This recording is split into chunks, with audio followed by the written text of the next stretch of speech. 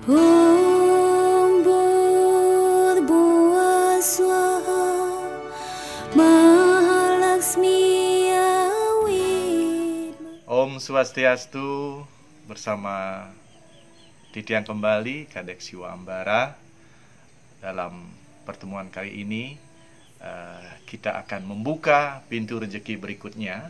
Ya, kita sudah membuka 2 pintu rezeki sebelumnya, yaitu bagaimana kita mensyukuri apa yang telah kita raih selama ini. Kemudian kita akan menulis apa yang betul-betul kita butuhkan ke depan. Ya.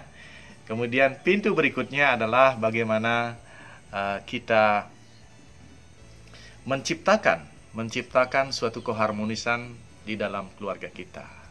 Ya. Suatu malam Dewi Laksmi muncul dalam mimpi seorang kepala keluarga. Nah, dalam mimpi tersebut Dewi Laksmi berkata begini, "Wahai kepala keluarga, dalam 3 hari ini saya akan meninggalkan keluarga Bapak." Mendengar bahwa Dewi Laksmi akan meninggalkan keluarganya, kepala keluarga itu langsung mukanya pucat.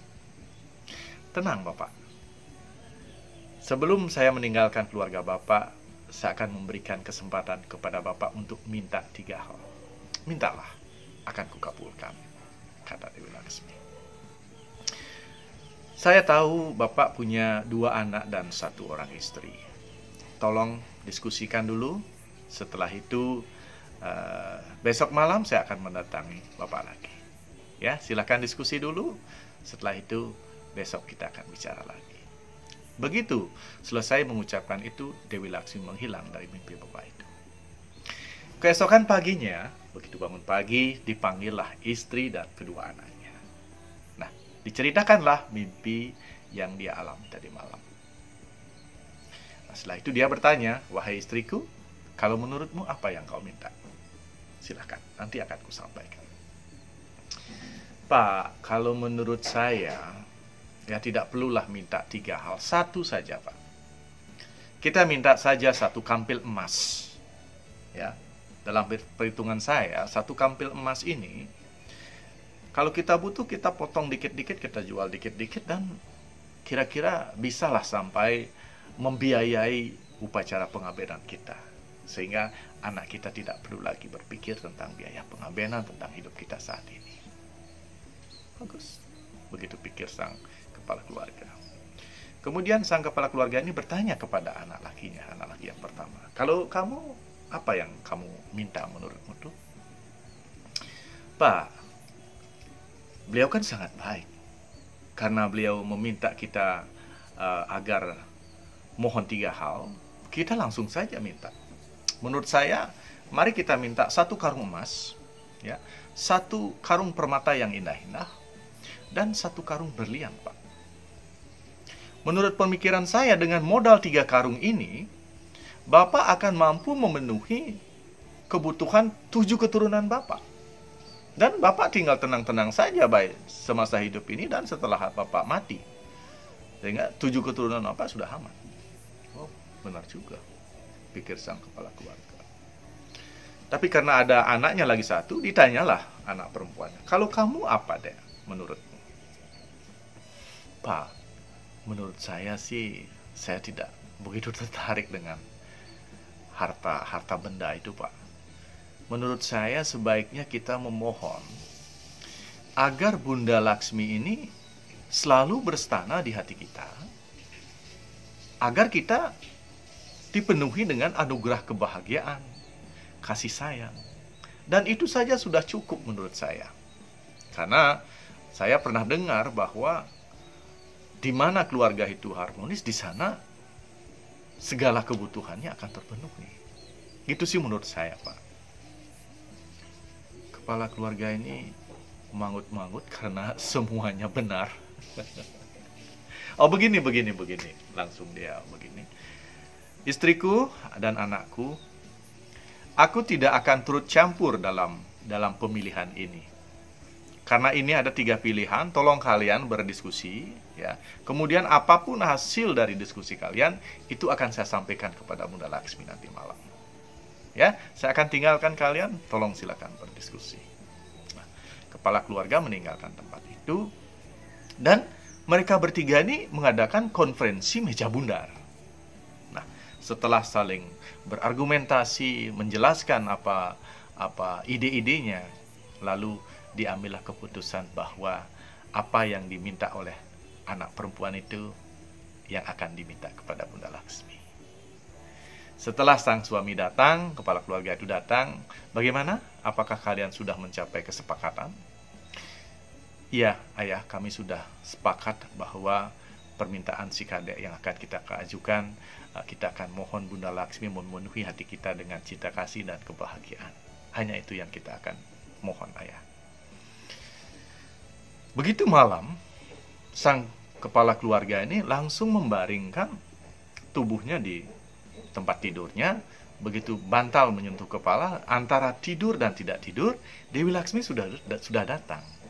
Bagaimana, Bapak? Sudah menemukan apa yang akan Bapak Ibu, Bapak dan keluarga Bapak mohon kepada saya? Sudah, Bunda Laksmi. Kami semua sepakat untuk tidak memohon apapun dari Bunda Laksmi, kecuali Bunda Laksmi memenuhi hati kami dengan kebahagiaan dan cinta kasih. Hanya itu yang kami mohon. Mendengar jawaban kepala keluarga itu seperti itu, Dewi Laksmi langsung tersenyum dan berkata, "Baiklah, Bapak. Saya tidak akan meninggalkan keluarga Bapak. Ya, saya akan tetap di sini untuk mendampingi Bapak bersama." Ya. Demikian, Dewi Laksmi langsung menghilang. Ya. Tadi sebelum bikin video, ya, saya cek beliau, saya telepon beliau. Ternyata beliau masih di sana. Dan saya pun mendengar bahwa keluarga itu tetap bahagia, tetap sejahtera, dan segala kebutuhannya terpenuhi. Nah, intinya apa? Intinya apa? Di mana keluarga itu harmonis, di sana rezeki dan kekayaan akan dialirkan. Ya, intinya adalah di pintu rezeki yang ketiga ini bagaimana kita menciptakan keharmonisan dalam keluarga kita. Ya, di mana ada keharmonisan, di sana rezeki dan kekayaan atau kemakmuran akan dialirkan. Nah, maka dari itu, mari kita ciptakan keharmonisan dalam keluarga. Pertama, sebelum kita menciptakan keharmonisan dengan orang-orang yang ada di sekitar kita, yang terpenting adalah kita menciptakan keharmonisan dengan diri. Ya, karena kita adalah awal dari semuanya. Nah, diri kita terdiri dari tubuh, pikiran, dan jiwa. Bagaimana kita bisa mengharmoniskan ketiga-tiganya ini? Mereka yang sudah harmonis dengan tubuhnya, mereka akan mendengarkan, mereka akan sangat peka. Mereka akan mendengarkan apa yang dibutuhkan oleh tubuh, ya, karena tubuh ini bisa bicara. Ya, apa yang diminta akan dipenuhi. Contoh, tubuh berbicara. Ini nguap. Menguap ini sebenarnya tubuh itu ngomong, saya ngantuk. Tidurlah. Apa yang kita lakukan? Kita sering menguap. Jam 11 malam, jam 12 malam kita sudah menguap. Tapi kita masih tetap bergadang. Untuk bergadang 1-2 kali nggak apa-apa. Tetapi kalau sering bergadang, ini akan merusak tubuh kita. Ya, itu yang pertama. Yang kedua, sering kita merasa kekeringan tenggorokan ini. Ketika tenggorokan ini kering, sesungguhnya dia membutuhkan minum. Tapi kita pura-pura, tadi kan sudah makan, saya sudah minum. Ya. Kalau sering kita kekurangan air, tubuh kita pun akan kepanasan. Ya. Maka ketika haus, cepatlah minum. Berikutnya, perut kita ini sering bicara. Kreak. Coba pagi tidak makan, jam 10, jam 11 itu sudah keroncongan dia. Tetapi kita sering menunda. Misalnya kita ketemu klien, kita sedang menyelesaikan pekerjaan, kita menunda makan. Untuk menunda makan 1-2 kali nggak apa-apa. Tetapi kalau sering kali kita lakukan ini, yang namanya pencernaan kita, yang namanya lambung kita kosong. Tetapi dia terus bekerja, ini akan merusak sistem pencernaan kita. Ya, makanya banyak sekali orang yang kena MAH. Itu. Kemudian, tubuh ini sering capek. Ya, ketika kita melakukan kegiatan-kegiatan, dia terasa capek. Sesungguhnya, kalau tubuh ini capek, kita seharusnya istirahat. Ya, tetapi kita sering tidak mau istirahat. Ya, maka orang yang harmonis dengan dirinya, dengan tubuhnya maksudnya, dia lapar, ketika dia lapar dia langsung makan, ketika dia haus langsung minum, ketika dia ngantuk langsung tidur, ketika dia capek langsung istirahat. Sudahkah Anda seperti itu? Nah, kalau tidak, mohon Anda ikut di Laksmi Puja ini, dengarkan bahasa tubuh, harmonislah dengan tubuh. Ya. Kemudian yang kedua, ciptakan keharmonisan dengan pikiran kita. Pikiran kita ini liar sekali. Sering kita berpikir ke belakang, ya, mengingat-ingat kejadian di masa lalu. Ya, kadang-kadang kita mengingat masa kesuksesan kita, kita bahagia. Kita mengingat kegagalan-kegagalan kita terpuruk. Dan hebatnya kita ke belakang itu selalu mengingat keterpurukan, kegagalan kita. Dan kita menganggap kegagalan itu sebagai nasib buruk. Ya, kita terus berpikir nasib buruk. Jangan. Dan bahkan pikiran ini selalu ke depan. Dia mengkhawatirkan masa depan, masa yang belum akan terjadi. Ya. Saya masih ingat seorang ibu datang ke ashram. Mukanya pucat, jalannya lemah, tidak bertenaga, dan harapan hidup tidak ada. Padahal saya kenal baik, suaminya dia baik, dia punya anak satu pintar sekali, dan tidak ada masalah dalam keluarga, keuangan bagus, semuanya bagus, tapi dia ini kurus kering dan pucat. Ketika tiang tanya, kengkennya mau apa yang mau pikir mau ada sing sakit nih, mau berpikir nih. Ya tuh Pak kadek-kadek penawang mau olah panah besi lu. Jadi kelas 2 SMP ya nak duwag saja ya tuh. Cita-cita ya dari dokter kok nih. Nah, mau pikir kan yen man ya dari dokter, lulus ya di kedokteran, kuliah ya itu. Maronang semester 4 gitu ngelah ya tunangan lesem. Nali ja tunang nyen beleng ndas yo kengken ya. Sing tamat yo beleng yang lapana kengken yo. Ini pola pikir wanita ini yang sering dilakukan oleh manusia-manusia yang lain. Anaknya baru kelas 2 SMP ya. Dia berpikir semester 4 nanti anaknya yang satu-satunya itu hamil. Itu kapan itu? Ya, kelas 2 SMP untuk mencapai semester 4 itu masih jauh. Ya, di SMP lagi 1 tahun, di SMA lagi 3 tahun, semester 4 lagi 2 tahun. Ini lagi 7 tahun ke depan yang belum tentu terjadi apa-apa, dia sudah sakit, dia sudah kurus. Ya, ini akibat pikiran. Hati-hati dengan pikiran. Ya, pikiran selalu mencelakakan kita. Mencelakakan kita apa? Ketika dia ke masa lalu memikirkan hal-hal negatif, memikirkan kegagalan, keterpurukan, kita akan jadi lemah. Kalau kita mengkhawatirkan masa depan, kita berpikir negatif di masa depan, kita akan terpuruk. Ini banyak sekali orang-orang di seluruh dunia seperti ini, bukan di Bali saja ya, di seluruh dunia. Ya. Maka penting sekali kita belajar mengendalikan pikiran. Ya.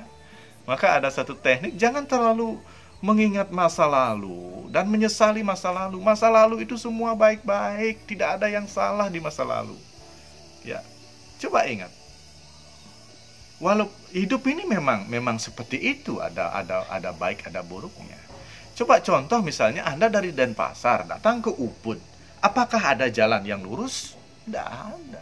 Jalan tol di Nusa Dua pun melok-melok seperti itu. Artinya apa? Apapun yang terjadi dalam kehidupan kita sebelumnya, apakah itu ada kegagalan, ada kesuksesan, itu semua adalah proses. Ya.